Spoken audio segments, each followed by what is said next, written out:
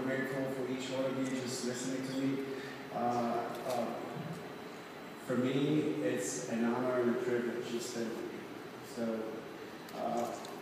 speaking and just sharing, it's a big deal for me because, like Barbie said, each one of you, each one of us, and especially, myself too, I put myself in the box. We all put ourselves in the box, and then we put other people in the box. But what she forgot to say is when I came out at Summit last year, and I didn't have my glasses, and I saw all those people, and I go out, and I see the front 3 rows, just like I'm seeing right now. All I saw is this. Is that very PG? I saw one. Then I'm like, right on. Because you know what? It was the same thing when I heard your show is gonna call Beast. I'm like, hell no. I'm too pretty for that. A beast is like hairy and like, oh, no. But then really, the more I heard it, the more I start experiencing it, the more I spend time in Beachbody. By the way, I gotta tell you, you guys are my family. Each one of you coaches, Beachbody, from top to bottom, bottom to the top, are so special. And you guys on the front lines, you guys are making the changes, so we owe it all to you. So thank you just for that. Woo! So, I was 40 then, I'm gonna turn 42. It's like, really? Yeah. Lots of surgeries. No! No, just kidding. Someone said, how do you keep staying like that? I said, well, whatever you feed will grow. When you love yourself, that means you feed yourself right. That means you take care of yourself. And that also means that your body is your temple. And I asked this lady that came to sit and talk to me, and she was telling me about the junk food that she ate, and I asked her, it's just a simple question. I said, do you have faith? Of course. Do you go to church? Of course. I said, well, did you see any Burger King packs on the floor? She's like, no. Was the church clean? Very clean. I said, well, what's the difference? Because we all are basically God, right? We are God's creation. So if we are treating ourselves like crap, that means we are not in the one line with what I call grace. So my story really starts when I was 16, and I was as a kid, I was so skinny that my mom, she was afraid when it was raining and cold, she put rocks in my pockets so I wouldn't drop. And growing up without a dad, she was the dad also. So talking about mama says this, clean the room, I clean the room. And my mom 5'2", and she's 120 pounds, and all she had to do is just look at me, and I'm like, yeah. But, my dad wasn't around, and at a young age, I learned how to blame people right.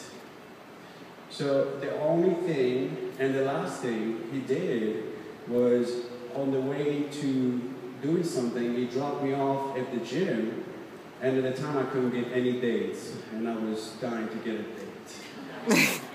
And I walked to the gym and I see all these buff guys, and I'm like, hell yeah. I know what I need to do.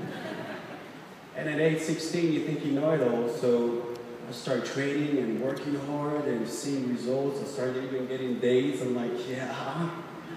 And did any one of you see the Beast Classic last night? Yes. Wasn't that amazing? Yes. For me, the Beast Classic was just not a show. It's about changing the game. It's about putting women in the Beast. So now we're going to have women in the Beast right on, right? Yes! I love women. So I decided to compete, and my ego was bigger than this room. Let me tell you. Talk about ego, and you know some people with big egos, right? We all do.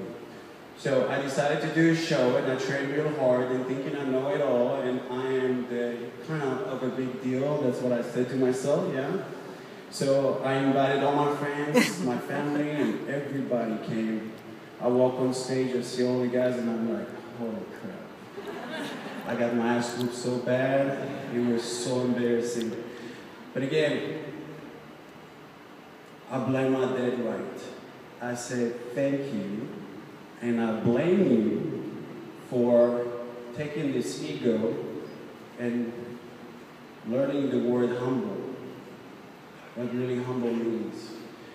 But when you get the ass whooped and you get kicked hard, because life will come at you hard. Life can be so hard. But you know what? It's just hard. It's not too hard. I love that. And what I did, at the time I didn't even know it, because I was fearless. I'm like, I'd go and do it. I'd do whatever it takes. I went to the guy that won the whole show, and I said, what would it take for me to be just like you? And he said, you don't even know what I had to go and do that. I said, well, I want to hear it, and you tell me what to do, and I will do it, because I know inside I'm a winner. And each one of you, deep inside, knows that you are winners. But when life comes at you, and your fears and your doubts, and the doors close, and it starts raining and foggy, and you start getting to that, what I call crazy. You just getting pissed off, you start blaming people, you get angry, you get sad, you get depressed, you don't want to talk to anyone, you blame everybody. That's that victim mentality, and we all do that. The question is, how you get out of it? What do you do? So, some people will go to therapy, and I said therapy sucks. Because they're just going to go, But really, when you know who you truly are, and just like last night, backstage, this kid came to me and said, I'm going to be a star diamond. And by the way, I don't know what that means. Emerald, diamond, I'm like, all I know, what's your name, where you from, how you like the program, you're wearing the wrong shirt, you need to say body beats. I said to him, I said, who are you? And he told me his name. I said, I didn't ask your name, I already know your name. I said, who are you? And he started telling me a story. I said, I didn't ask for the story. I said, tell me, who are you? And that's a question that I ask a lot of people, who are you? Tell me, who are you? Who you truly are. And he didn't know what to say. And I said, it doesn't matter if you 10 star, 5 stars, diamond, I don't know what they call it. You need to know who you truly are. And you need to know what kind of man you want to become. So the beast means a whole lot than just muscles. Let me tell you. I made a decision that I would never, ever be ashamed like that, disappointed, or feeling embarrassed in front of so many people. Because I needed their approval, and I needed them to tell me how great I am.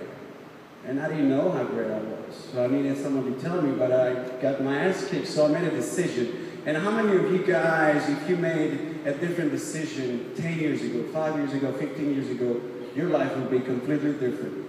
Yes. Right? Right? So I believe that life is about emotions and what drives us.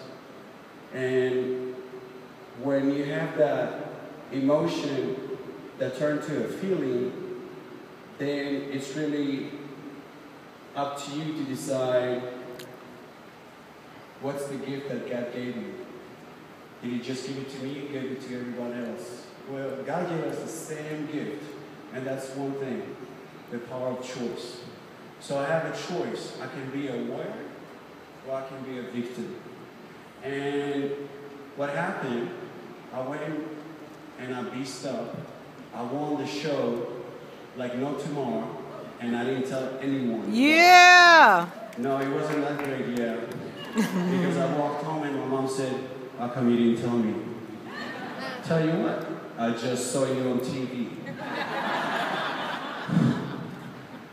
And that's when I realized, it's not about the goals. You can be as happy as you wanted to be right now in this moment, and it doesn't matter your goals, because once you achieve your goals, anyone that climbed the Everest, what they say when they get to the top?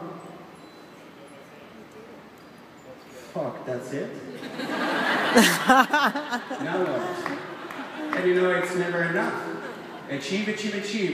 And it's never enough. And each one of us feel that sometimes we're just not enough. And it's never enough. Even the President of the United States, I promise, we all feel like that. But we all have something in common also, that we have something that blocks us, stopping us from becoming better. And the only person that stops himself to become better is just you. My mom was telling me she went to visit my brother in the Netherlands, and she was sitting in the theater, and the king and the queen were sitting right next to her. She said, "You will not believe who sat next to us." I'm like, "Who?" "The king and the queen." I'm like, "Okay, great." "No, you don't understand. They were in the same clothes we were, and they didn't have bodyguards." I said, "Mom, when you're the queen,